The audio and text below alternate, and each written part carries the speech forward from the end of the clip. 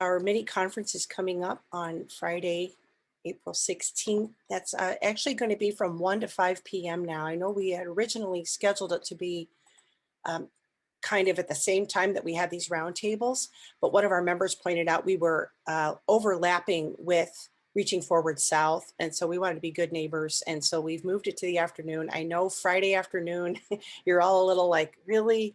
But it's going to be so good. Our three speakers, the presenters we have, I think are so excellent, and I'm so excited about them. We've had to wait a year to bring them to you. So I'm going to just post the link to that in the chat here. But also, I'm going to put out a call to you. We are going to have virtual poster sessions. We're looking for 6 virtual poster sessions. Oh, our poll has just popped up here. And we're looking for poster sessions specifically on initiatives in terms of diversity, equity, and inclusion at your library. So I know I see it out there on social media, on your website. It's a great work that all of you are doing. And I think we all feel a call right now. Libraries have always been welcoming places, right? But I think it's time to really make sure we're walking the talk, we're putting our money where our mouth is, to use a whole bunch of cliches in one sentence. We want to make sure that we're not just saying that we're a place of welcome, but that we're truly being one in terms of the customer service that we're giving to every person who walks through the door. But we also want to make sure that our collections and our services and our programming really reflect every kind of person. And we are amplifying all kinds of voices and stories and making sure that everyone is being seen and heard in our community. So if you and your library did outstanding work this year in the areas of diversity, equity, and inclusion, we hope that you'll consider doing a short poster session as part of our mini conference on Friday, April 16th. So there is my pitch to you. Thank you all so much for being here. We're up to 43 people now. We're going to go ahead and get started. Here's our poll. I just wanted an icebreaker question today, because summer reading can go all over the place. So how does your library theme or brand its summer reading program? You use a theme from an outside provider? Do you come up with your own? You don't use a theme? So go ahead and answer our little poll here, and we'll get rolling.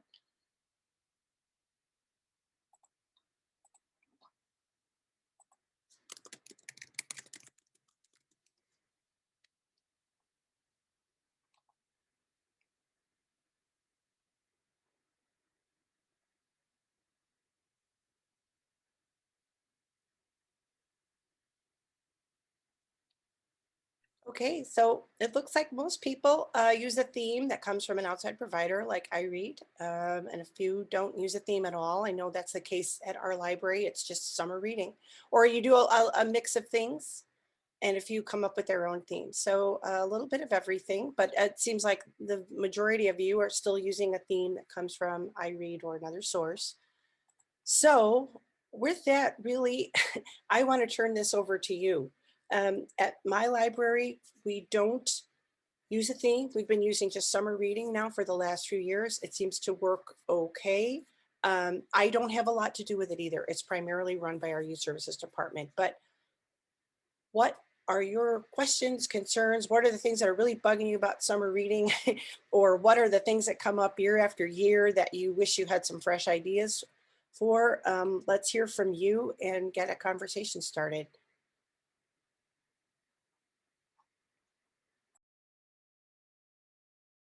And by the way, if you can't use your camera or your audio, just go ahead and put questions or ideas in the chat too. Karen, I could just start it off by sharing usually for our summer reading program, we will do a summer reading kickoff day. It's usually like the first Saturday of whatever. And so, you know, we usually have like 300 plus people in the building. Obviously, we can't do that now. Even without the pandemic, we're going through renovations, so I don't think we would have room for that many people. So we were kind of frustrated, like, what are we going to do? How are we going to celebrate? And we went ahead and asked the Palatine Park District if we could partner with them to use one of their outdoor spaces. They have kind of like this band shell. and took a little bit of waiting, but finally they agreed to partner with us, and we're gonna, you know, have kind of an outdoor celebration. So that's just a suggestion for any one of you that maybe are trying to find a place. Maybe you could partner with one of your park district. We would, you know, I really didn't know what they were going to say. I wasn't sure because park districts have their own programs, they have their own plans. I think we're a little bit in competition with them because, you know, we offer free stuff and they charge, but we have a good relationship. We've had one for several years, so, you know, thankfully that went well. So I'm looking forward to that, and hopefully the weather will be great. It's only like an hour and a half. We're gonna, you know, have somebody come and do music and probably hand out stuff. Usually we do like face painting, and we'll have to rethink, you know, we don't want to be touching people, obviously. So we'll have to rethink the activities for that day, but hopefully we'll still generate some excitement with that. Is anyone else doing that type of event, getting outside of your library or even out somewhere else out in the community this year? We're trying a drive-through event for our kickoff this year. We're going to have it be 2 days, a Saturday and a Sunday. And this is our first drive-through event. So if anyone has done one and has any tips, that would be appreciated. Lisa, I saw you raise your hand. So yeah, we're going to be handing out some goodies and sign up logs and have some not live music, but we're going to have local artists pre-recording music. And then we're going to broadcast that in the parking lot. And then also we're purchasing an FM transmitter. So this is something new to us also, but we're going to try to have it come through car radios as well if people tune in, so that kind of like a drive-in movie kind of thing. So again, if anybody's done that and has any tips or has any tips for drive-throughs in general, that would be great to hear.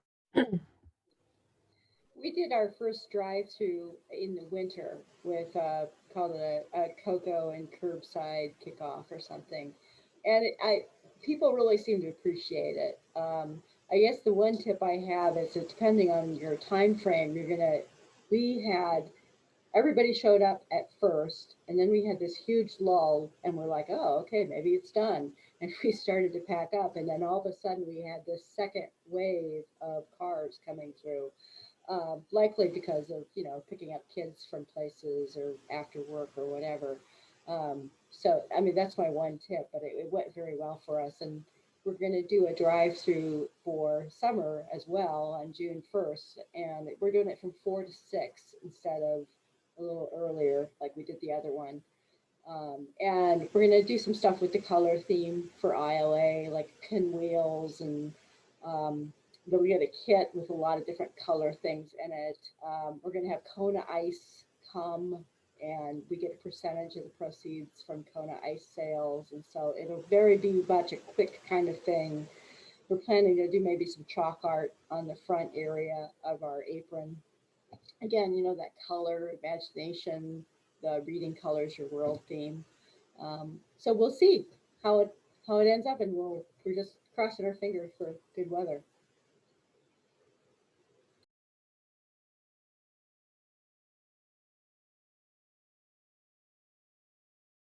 Anybody else have some drive-through ideas to share, or outdoor ideas as well for a summer reading kickoff? Yeah, Well, over at the, sorry, go ahead. Go ahead. Well, we're doing something similar. Our building's under repair right now, so we're opening in May, but we have a local ice cream custard shop that's going out to the Park District every Friday, and they've invited us to come out and do some things with them. Last year, we had a lot of sign up. All our numbers were right in the first 3 weeks of SRP, and then everyone dropped off.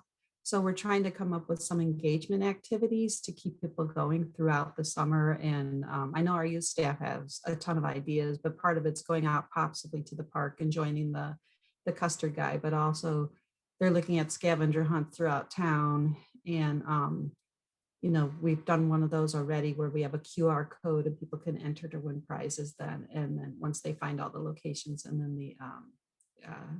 they had another one. Oh, they're looking at bingo. I think virtual bingo seems to be a big deal. So I don't know. They have a lot of ideas they're tossing around. I was just going to mention about the drive-in earlier over at the White Oak Library District here. Back in October, we did a drive-in and we tried to. What we did was we had no problems with the FM transmitter, that worked perfectly. And we had actually an inflatable like presentation screen that we use.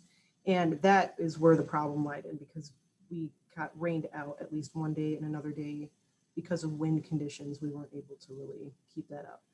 But it was a really great idea. And the one day that did work, it worked out great and our patrons loved it. We don't have any plans right now to use that for summer reading, but it absolutely is not off the table either. So it could be something that we decide to do a little bit later. And then for our summer reading, we're also following the iRead theme for this year. And I know for our teen department, they want to try to incorporate Pride Month, since it's right around that same time. So we're trying to come up with initiatives for that. One thing that somebody came up with was hiding some type of a rainbow, maybe like a stuffed rainbow animal or something like that in their teen department. And then we would post it on social media, and that team would have to come in, they find it, they get a prize. So just a couple of things we're thinking about.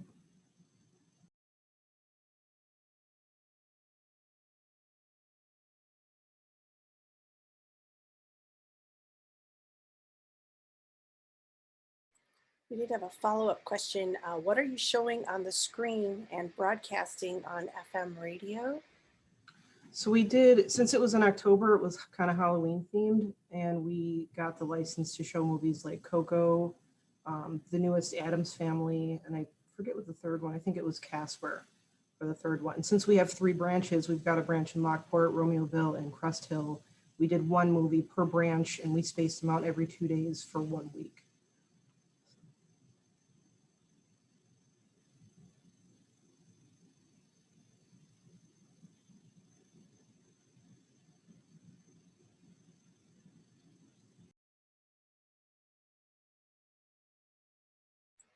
So there are a lot of you here today. What were you hoping to find out or learn more about or get some inspiration about?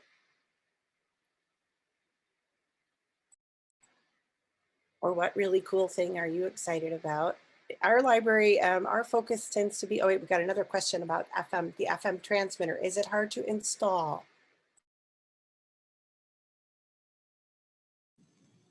So unfortunately, I didn't play a huge part in the setup of everything.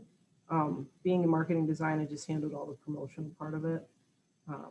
It's definitely something I could find out, but I would imagine it was relatively easy to get set up. So. I remember back in the day, I used to have one of these things for my car back before you could hook up, back before cars came with like headphone stuff. And so basically all it was a little transponder thing. And it just plugged into the headphone jack of like your phone, or at the time, I guess it would have been an iPod. And so I would imagine that the technology has probably improved as far as the stability goes, but it's probably along the same lines of how you actually do the thing, which is super duper simple. I think I still have one of those in a drawer in my house. Probably with your Walkman and your, a hard time letting go of musical gadgets. And that, as one thing I've noticed, I have not participated in one of these, but for information on that, a lot of smaller churches seem to do like drive-up services, and a lot of times they're going through the radio. So if you have a connection to one in your community, that might be a person or a place you could reach out to for more information.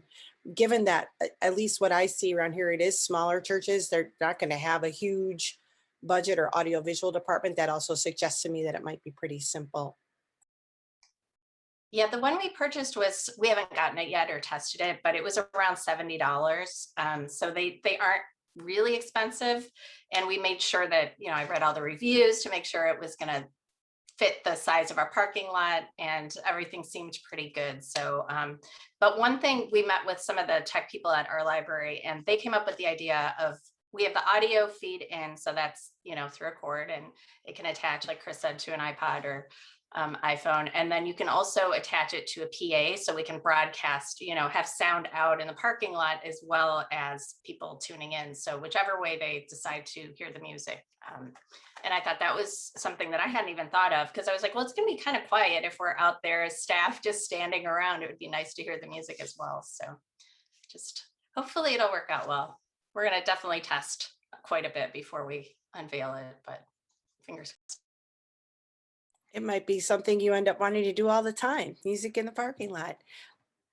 Lisa Nielsen from Naperville has a question. Of course, Naperville being one of our largest library districts, I would imagine. They're not doing an in-person kickoff event. They're worried about getting too many people. But she's looking for a virtual kickoff presenter. They had the Great Scott last year. That was well received. And then we have a follow-up question: who or what is the Great Scott? So I am going to let all of you answer those questions. I think he's a magician, but that's just the first guess. I did a quick Google search. I believe I remember that from our newsletter as well. I think Yeah. the Great Scott gets around. Awesome. Thanks for sharing the link. But any other suggestions for some kind of a virtual kickoff presenter for summer reading?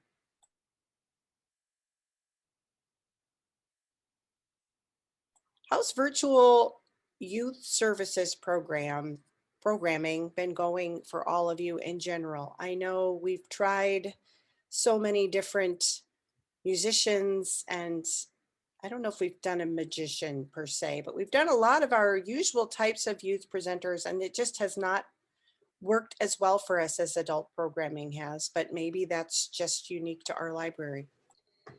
I think the reaction we're getting from our public is really strong, that they are not interested in anything more virtual on the children and family side. The kids they are screened out. Here in Rock Island, there are about 22% are still doing remote learning. They're supposed to go back full time next after break here. I don't know if that's going to happen, and for summer we're not planning to do anything virtual performer wise with the kids. We have Babalu booked from last year, and we're going to put him in a park with a band shell and have the event at a park with social distancing protocols. That's really the one performer that I know of that we have. And everything else will be outside at a park, or outside in our parking lot, or take home, or we're still kind of finalizing that, but we just are not getting the bang for our buck with performers and virtual. Now, as you said, with adults, we could get them into a Zoom, and seem a little bit more willing, but not the families. For us over here in Lincolnwood, we kind of see a little bit of hit or miss when it comes to the outside hires for virtual things, but I would say we err on the side of lower attendance than we saw in person for sure. But it's interesting that we see, like, I think the only time I've seen a program really fill out in the past year and have a wait list for it is when we do our video game tournaments. And so, like, those are things that we as marketers really don't need to do too much with, because yeah, who the hell wouldn't want to sit and play video games? And this is a perfect atmosphere for it too. And although there's 47 of us in the room, I don't think many of us are planning programs, but this is something I think we can take back to our people who are planning programs to say, people don't really want more screen time, especially for their children, but we know that they're playing things like video games and doing all of that. So how do we leverage some of those opportunities and really tap into that and make programming that people may not expect from a library per se, because it's not necessarily book or something, even a little bit educational component to it, but it's a social and it's an entertainment thing. And I think it's super duper applicable. And it's something that maybe even adults would want to do. If an adult has a Nintendo Switch, or their kid has a Nintendo Switch, then why not do an adult video game tournament one weekend or one night or something? That would actually be really kind of fun to do, I think.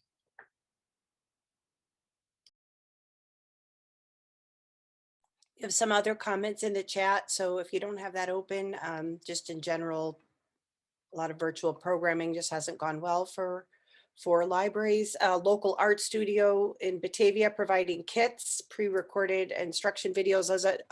Kits have been huge at our library. And we've started doing things for adults, mostly based on cooking, baking. We just did a huge seed kit giveaway. We have a seed library, but we don't want to let people dig around through it right now. So they package them into kits like salsa or pizza or flowers, and you could come and get up to 3 kits. And I mean, I went there the first day. I'm like, how's this going to go? We had a line of people up through the parking lot. So that was kind of heartening to see. Again, we really lucked out for early March. It was probably the nicest day that we've had so far. But yeah, I think we've all had pretty good success with crafting kits, art instruction, those kinds of things. But I know that that's hard. Again, Naperville being a huge library district with numerous locations, that I'm sure is challenging. We do have a question, Chris. Did you mention Twitch? Would a video game competition be over Twitch or a different platform?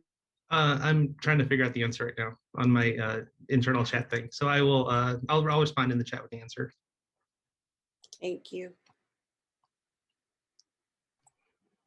I had a question in regards to summer reading. How's everyone dealing with, sorry, this is Jorge from River Grove. And I am probably one of the few on here that actually does the programming as well as the marketing here at the library. How are you guys working with your community places? Because normally during summer reading, you normally get coupons for, let's say, a free ice cream from McDonald's or something like that. Are you guys getting a positive feedback from them? Are we still not asking due to pandemic? Just curious, because I just reached out to our local barbecue shop and I'm like, do you just want to do a demonstration and do a barbecue rub? And they have said, absolutely not. They have no time, which I'm not sure what that means on their side, but yeah.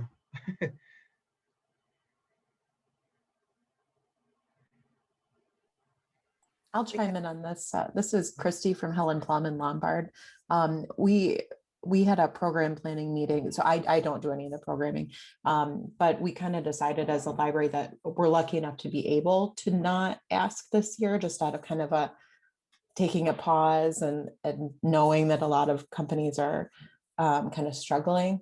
But again, we're able to do that. And I know not every library is able to kind of do the normal thing without asking for outside. I think we are going to ask for Dairy Queen because we do that every single year and we might end up paying for them this year, and that's fine. So just from our perspective, that's what we're doing. Yeah, we decided not to ask, but if people volunteered, we would have prizes. So we have had some regular sponsors from the past approach us. And last year we did wind up buying some gift certificates from our regular sponsors as a way to kind of pay it back to them.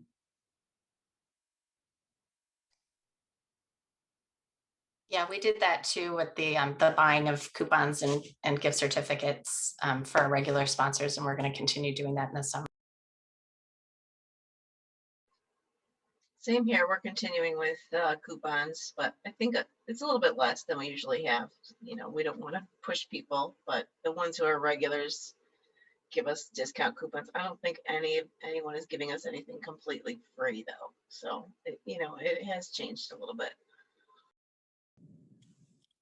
Hi, everybody. It's Sasha from the Niles Main District Library. One thing that I want to just chime in on this is, a little after quarantine started, our chamber created like a gift card program that featured chamber businesses. I think it's well over 20. I mean, maybe even now a year later, could even be 30. So for summer reading last year for the adult prizes, instead of getting a gift card from one business, we got these gift cards from the chamber. So then the patrons that won can choose from any one of those 20 plus businesses. So you're giving them a choice, but you're also helping the chamber, and you're also showing that you're helping local businesses because those are all local businesses in the chamber. So maybe you want to ask if your chamber is doing something similar. Great, thank you everyone. And yeah, I wish we were part of the chamber. My board decided not to be part of any of the chambers in our town because it's not worth the money. But that's something else. I'll let the next person talk.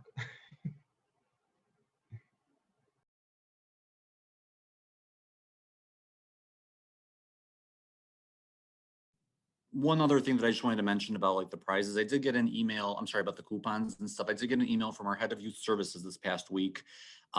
They, I think, are planning on, going back to the businesses like Dairy Queen. I think there's like a locally owned McDonald's and, all those kind of places.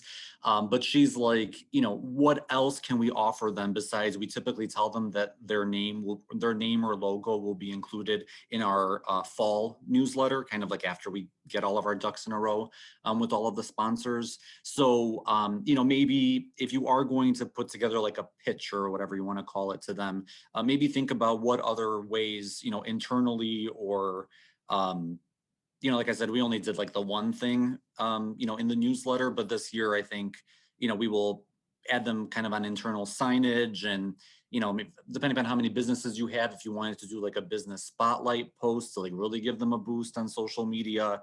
So kind of thinking about what all your communication avenues and, I think probably most of our communication avenues, they're pretty easy things for us to do, either you're doing a post or whatever. So, but it could be a very, very big deal to them and also sound like they're really getting this big kind of bang for participating again this year in your summer reading program. So just another thought I wanted to put out there.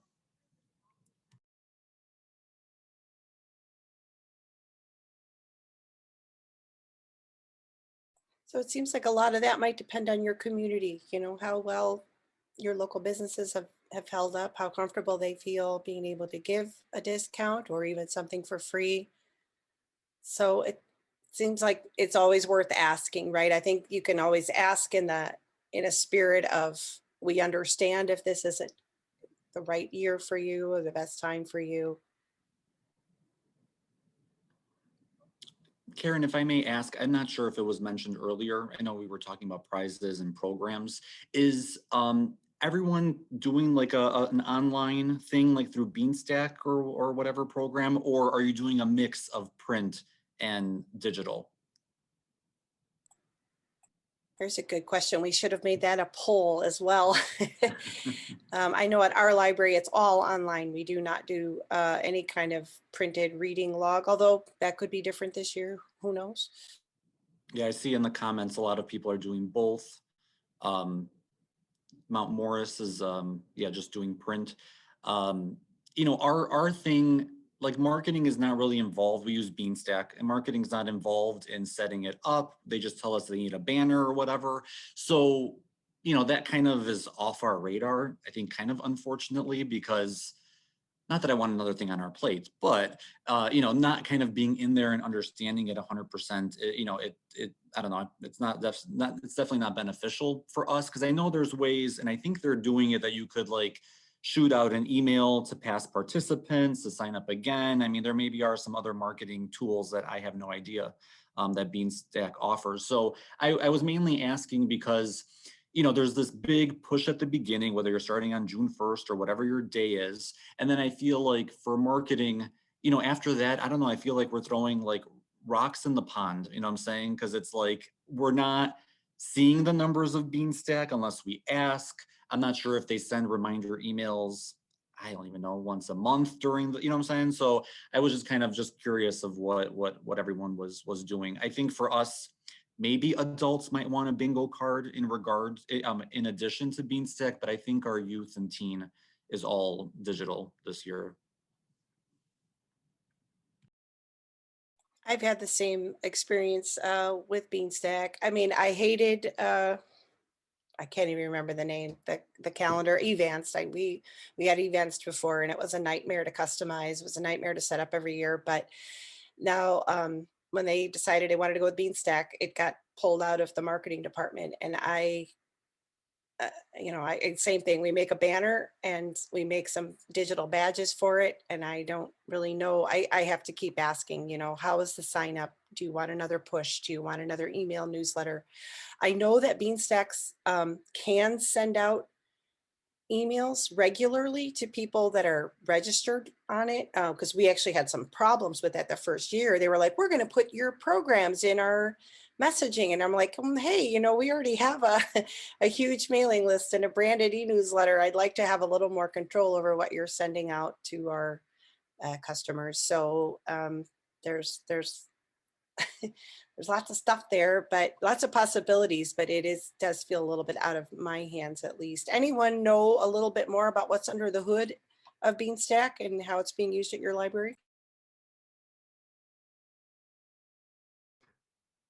We've had a pretty heavy hand in the marketing department as far as setting up everything in Beanstack, and I've slowly been pushing it off to other people this will be our 3rd year using it now, and I think this is the 1st year that I literally have not had anything to do with it. It's a really nice platform. It's one of those things that's along the same lines of Communico, where it's new and every 6 to 8 months the interface seems to change. They're all good changes, but it's just one of those products that they're still kind of working out the kinks and doing all of that stuff. Their app has made great improvements as far as like being able to just track your books by scanning the barcode, or I think now this year they're integrating like little challenges, or you can connect with friends on there. So there's an extra little social component, which is really nice. But I don't remember it being too terribly difficult to set up. And certainly from the user end, I think it's super duper simple as well. I would recommend though that like we made everybody on staff have the highest admin permission levels because we wanted people to be able to access the reports and the statistics at any time.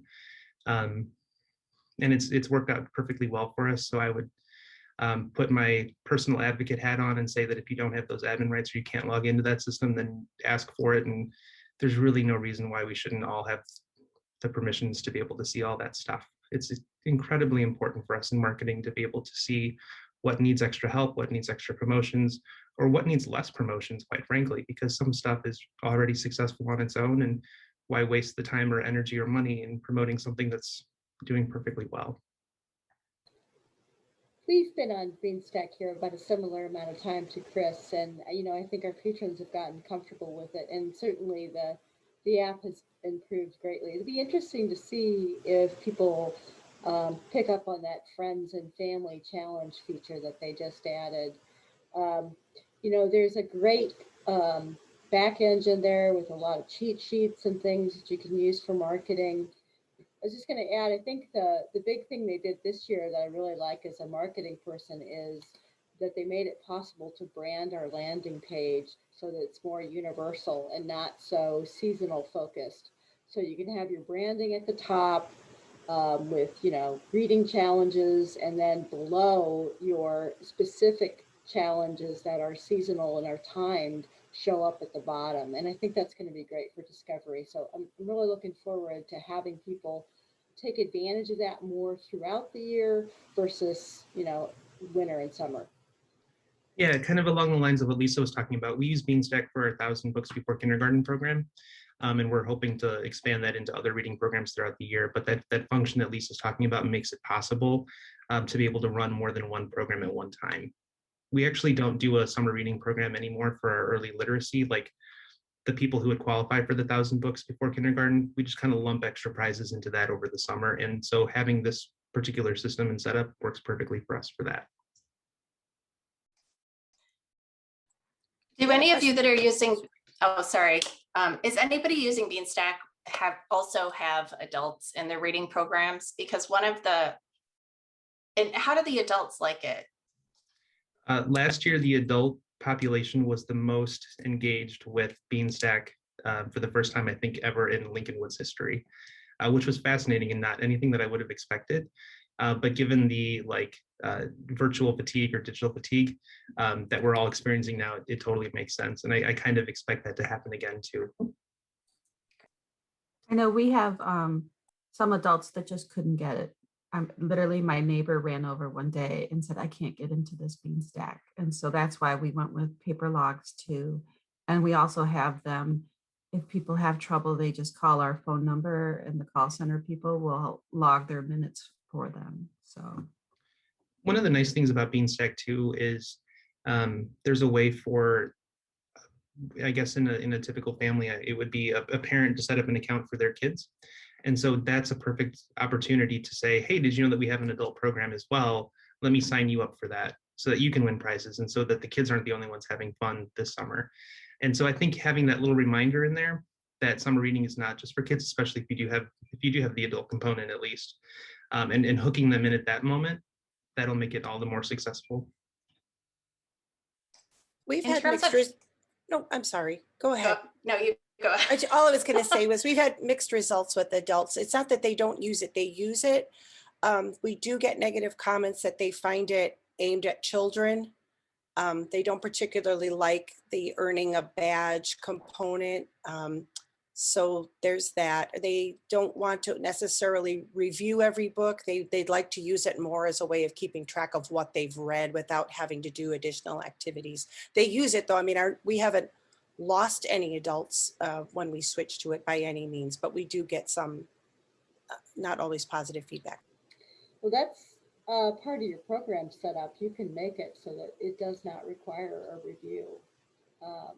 I know, So, yeah, and I've okay. I've passed that along, but Okay, again, okay. I'm not allowed under the hood, so all I can do is pass okay. the comments along. Yeah, and back to your comment about some adults not just getting it. Certainly, we have a few of those holdouts who just will not use an electronic program regardless, and that's why last year we went to putting the paper log up as a downloadable form off of our website. And we tell people it's there, and if they don't have printing capabilities at home, we'll print it off for them at no charge, and they're fine with that. So, but I will say that over the last year, 2 years, we've really seen the shift from paper to more digital and more digital adoption, at least of reading programs. And we do all of our prize drawing through Beanstack now. That essentially what happens is if you read a book or you do a thing or you do whatever, you can get X amount of little raffle tickets, and then you put those in little virtual buckets, and then that's how the prizes are selected. And so that's a huge enough incentive for us to get more people to be on our Beanstack platform, because that's really the only way that we're drawing prizes. And so it kind of forces the hand of people to do it, which seems to be enough of an incentive for them to dip their toe into Beanstack. And then we found that once they do that, and once they get a little bit comfortable, then the hesitation to join a virtual platform is gone. Right, we're planning to do some gift baskets for prizes. And so I'm told, I don't run the Beanstack, but I'm told that we can actually change those buckets to the actual gift basket. So you can put your tickets in, like whatever it is, a dinner prize or a, ice cream prize or whatever. So you can select it. Yeah, absolutely. That sounds great. We're using Read Squared, so it has a lot of the same capabilities, but a much different interface. And I actually signed up for a library that was using Beanstack, and I really, as an adult, I thought it was a very engaging and user-friendly interface with Beanstack. So I tried to pitch, let's look at Beanstack, and people said, no, adults won't like it. It's too, it's geared at just younger people. So that's why I was interested to see if other libraries were hearing that, but it sounds like adults were enjoying it too. So that's good to hear. One thing that we did to make it easier on the adults when we did Beanstack was we had one prize, but there was like 3 different prizes, the same thing. So they didn't have to actually put their tickets into the basket. It was automatically done for them. So they didn't have to take that extra step to make sure they were going to get a prize. We've had a couple of questions regarding Reader Zone. Is anyone else using that particular program who would have anything to say about it? And I know there was a specific question. I'm sorry, let me go back. I think it's just in terms of is there like a how-to flyer that might be provided?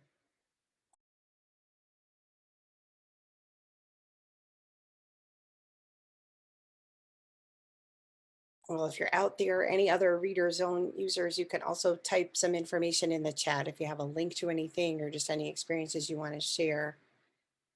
What else about Beanstack?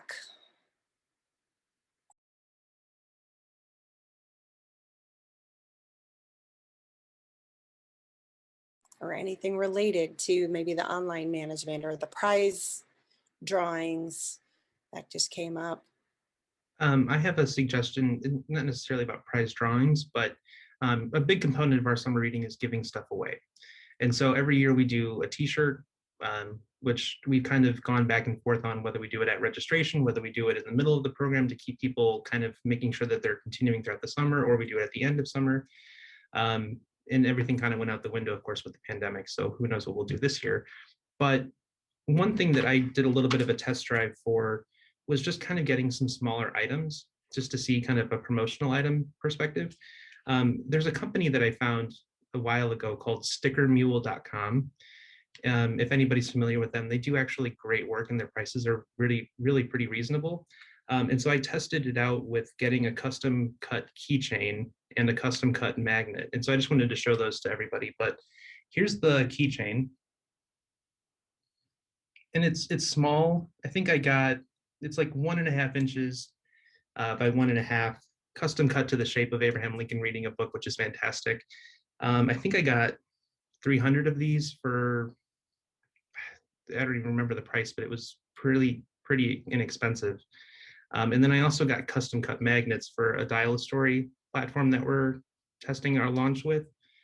And this is also a custom cut thing, pretty durable. And these, both the keychain and the magnets are just flying out of the building right now, which is wonderful. So if that's something that's in everybody's business, the company was stickermule.com. One of the nice things about them too, I think, is that they make their own hot sauce randomly. So when I ordered these, I got a bottle of hot sauce. So that's a nice little perk too if you use them as a company. But they always have sales going on. So if you sign up if you just give them your email address, they'll send you codes and coupons and everything else too. Yeah, I've been toying with that. We've done giveaways for registration prizes and for summer reading. And we had really good luck with those mood cups that change color. People just, for some reason, just love those. And I'm looking for something different to do this year that goes along with the color theme. And I just haven't been inspired yet. So if anybody has ideas or has something that's worked well for them for all ages, that'd be great. One thing that we did, I think 2 years ago, was when we first rolled out Beanstack, we had the badges in Beanstack, right, that we already talked about. You do a thing and you get a virtual badge, and that's cool and everything, but it's not necessarily as cool as getting something tangible. So we wanted to give a physical presence to those badges. I don't have any here with me to show off, but we turned those into little buttons. So we custom designed all of our little badges on Beanstack, and then we just turned around and made those into custom printed, but a physical component of those badges. And that was super successful for us across all ages. Yeah, the badges have been, in terms of youth services at our place, I think that was what really hurt us with the pandemic last year, was the missing out on the physical badges. That just got the kids so excited. They get a lanyard, a branded library lanyard, and our really bright neon green. And then they just keep piling the badges on all summer, and it became this kind of, cool thing to do. You wear your badges to the library. And we actually have the button maker set up with a volunteer, so the child gets to make their own badge.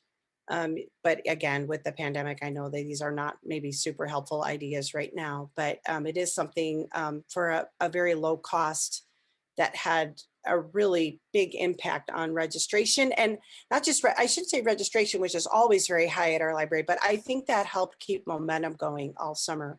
Like, oh, you go to the library and you notice the badge maker and you're like, oh, I've got to earn some more points or whatever to be able to make another one of those or complete another challenge. So people really like that idea.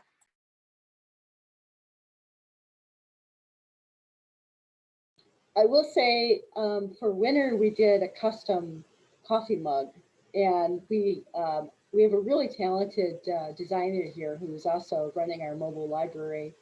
And she came up with quarantine hair, don't care, just read art for it. And those kind of flew off. So something like that, that's custom, like your Lincoln Wood keychain, I think people are just really looking at and really embracing. I added the company that we use for the badges into the chat. It's called Chatty Snaps. And they give you the little lanyards. There's a little button that you can put on there for things. You can do pins with them too, I think. But they were wonderful to work with, and they're a local company. They're based out of the north side of Chicago, so it's kind of nice to support the smaller local people too.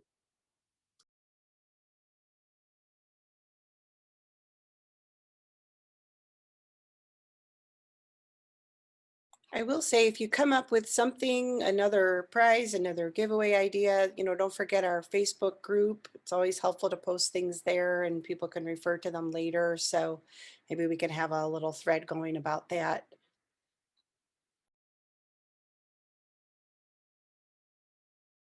Dawn is mentioning that they also have a button maker. It is popular. Something very satisfying about pressing down on that big lever and getting that crunch kind of sound. And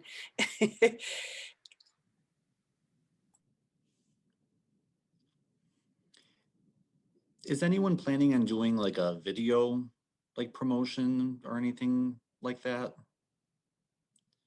What, I see some nodding. What are your guys' plans for that? Like something like 30 seconds, a minute? Are you planning on involving staff as like actors kind of thing? What are some of your initial plans? So this is Melissa from Fountaindale. We are actually going to try to do like a testimonial video with patrons. So we always find out we call our summer reading summer adventure. We always find out in our like end of the program survey, we get all these great like testimonials of, my family and I did this together and it was a challenge and we, we're trying to race who would finish first, sort of thing like that. And so we are going to reach out to those families and see if they'll come in and do like a video testimonial and tell people like, this is why we participate. We normally have our youth department do skits at the local schools. So last year they made a video and then they met with the schools by Zoom. And I think the kids liked them. I saw this year's video is very funny. It's quite a few minutes long. And they did a takeoff of Wizard of Oz. It starts in black and white and then it goes to color. So then they'll have Zoom meetings with several classes and we're preparing to print out logs and take them to the schools ahead of time. So the day that they meet with the kids by Zoom, the teachers will be handing them the logs to get them going. My library does a video every year. Usually I'm the one that edits it and films it. But last year our outreach librarian did it because I'm the digital communications person. So since everything was shifting to digital, I was completely overloaded. I don't know if she wants to do it again this year or if I'm gonna help again this year. I kind of hope I get to help again this year because I miss doing it. I like doing that every year. But our video always involves the school librarians. One year we had our youth librarians in it, but usually we're not in it. It's the school librarians that are in it. And then we have a voiceover from our outreach librarian. And then they bring it to the schools and show the video in school. We're also planning on doing some videos here at the White Oak Library. So for the children's department, we want to kind of do two different concepts. One where it's just mostly explaining what the program is. And then the other one is just kind of like a fun promo thing. Same thing with like patron testimonials and things, and maybe showing kids holding up their favorite book, stuff like that. Same thing here. We'll do a video. We've been lucky enough to have a staff member who had a friend who had dogs that were really well trained. And so for several years, we would use the dogs in our video because dogs don't necessarily have anything to do with the theme, but kids love animals. And so this video would be played at the school. So we wanted to think like, what's really going to make kids excited and make them laugh? And, of course, they're going to love animals. So if you have somebody, if they have like a great animal, think about incorporating that. I don't think we're going to have that option this year, but in the past, that's really done well for us. I'm interested in hearing from Sophia at Deerfield how you involve school librarians in your videos. That's a really interesting idea, and I love it.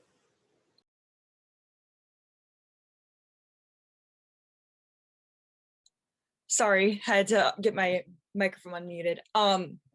Yeah, so usually we go or we have them come to our library and we film them. We have a green screen that we'll record them in front of. Last year I think that how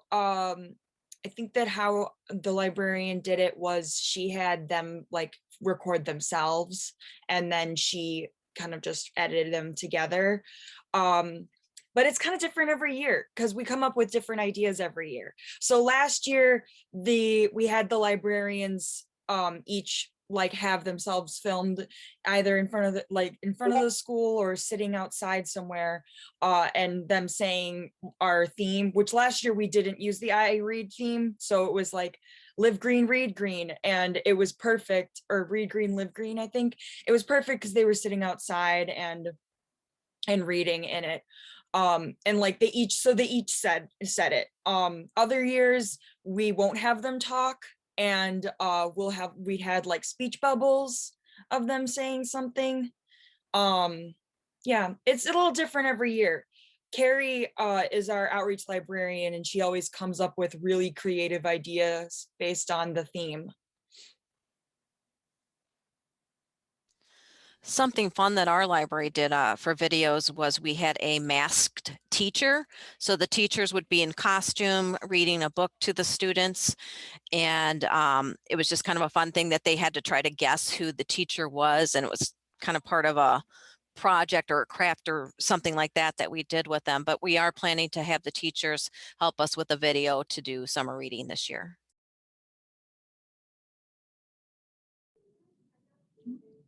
I have to say, these are all amazing ideas. So thank you very much for sharing. I like the Masked thing because the Masked Singer is such a popular show. I love the dogs because who could say no to dogs?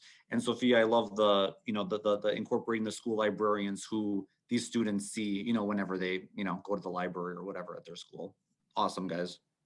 Yeah, and then the kids just go crazy when they see their librarian in the video. So that's like that's the thing that gets the kids engaged, is they're like, oh my gosh, that's Miss Andrea or whoever.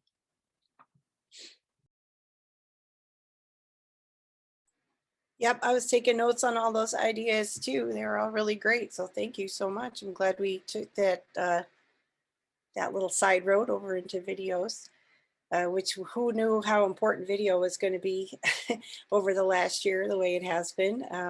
We've all been learning a lot. I remember getting very involved in video, like, 15 years ago, but then it sort of seemed like it just became the norm, but wow, it really accelerated over the last year. So we are at 11:56, and I don't want to keep anybody who might have other things that they need to do today. Any final questions or just words of advice or inspiration that you want to share? Anybody got a really cool thing you've done that we haven't touched on yet today? One thing that we're doing, it was actually an idea to do it during the summer reading program because we are doing the I Read color theme, but we are going to do an art contest that will start soon for the form will be 8.5 by 11. One side is all the information, but on the back side, we're asking all ages. We're actually even including adults, which we have never done. We've done a bookmark contest for many, many years. It's always been kind of K through 12. So this is an all ages art contest, and the winner will be our June, July newsletter cover. And we are going to be asking them to make sure that they're in their art, it says reading colors your world. We've done that, before for whatever the themes were. So, I mean, who doesn't want to be on the cover of like a newsletter or a publication, right? Even the printing of your own bookmarks are really cool, which, like I said, we've done in the past. So that's what we're going to launch soon, and do an all ages thing. And then I'm not sure of how we're going to do it, but we are planning on printing all of them. And actually, we have like a art gallery area, but I think for this in particular, our director wants the art pieces to be throughout the library. They will beautify the library, everyone's art, but also kind of a promotion in every space. And our library, like most other libraries, we are slowly creeping more and more hours open. More and more staff as staff members get vaccinated. So hopefully by the time summer reading starts, there will be even more people, safely coming into our building, and they can see the art pieces.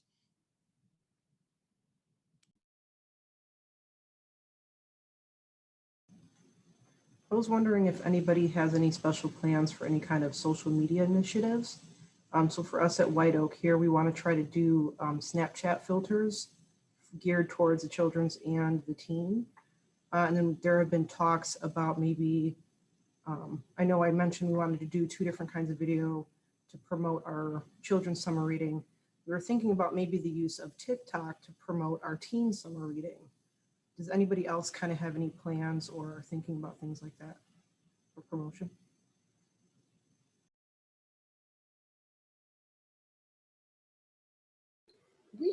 We tried uploading a Facebook profile frame to Facebook for winter reading, and we had it ready, and then we couldn't get Facebook to upload it, and couldn't get it uploaded, and by the time the program was over, like one day before it ended, we finally managed to make it work. I don't know. It was a Facebook thing. We'd like to do something like that again for summer, but I'm a little gun shy after our previous experience. So if anybody has any success tips for that, I'm willing to hear them.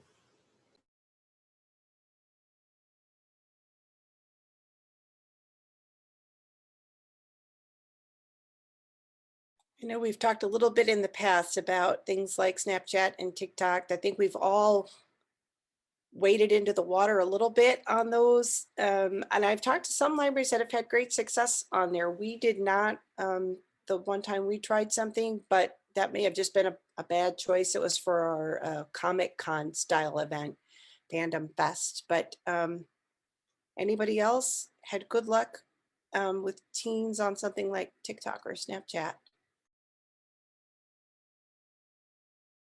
Well, it might be up to White Oak to try it for us. And So you come back and give us all the wisdom, and I'll let you know how it goes. yeah, we I had us on Snapchat maybe a year or 2 ago. I got us on Snapchat and I tried it for a year and I couldn't get it to launch.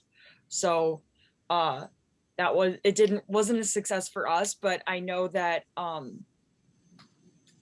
I can't Round Lake, their Snapchat, they say their Snapchat has been successful, that's who I talked to about starting ours.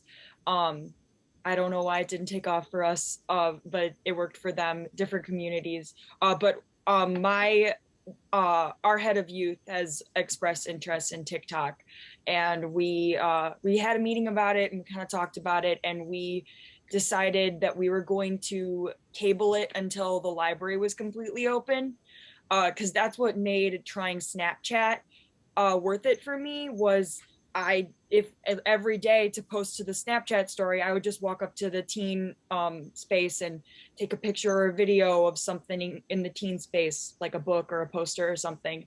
And I said, like, that would be easy to do with TikTok. If we were open, we could easily like film a quick video. So, I mean, maybe by then that'll be more feasible, but I don't know yet. So yeah. I'd love to hear how that goes for you guys. I know in the past, before I started working here, we did have a library account for our Snapchat, and I heard similar things, that it wasn't super successful. And then last year, March, so around this time, we were going to launch one of our biggest events, which is STEM Fest. And we were going to roll out a Snapchat filter just for the location for that event for that day. And so not like posting to the account, just using the filter and seeing how many users we could get to kind of engage with that. But unfortunately, COVID happened, and all got shut down, so we didn't get to actually run it.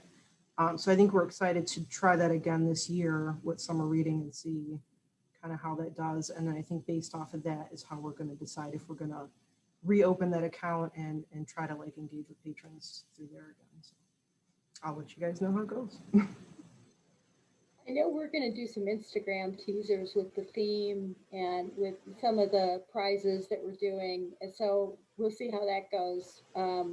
We have 2 reference librarians here who are really great Instagram users, and we are trying to do more with reels and with stories.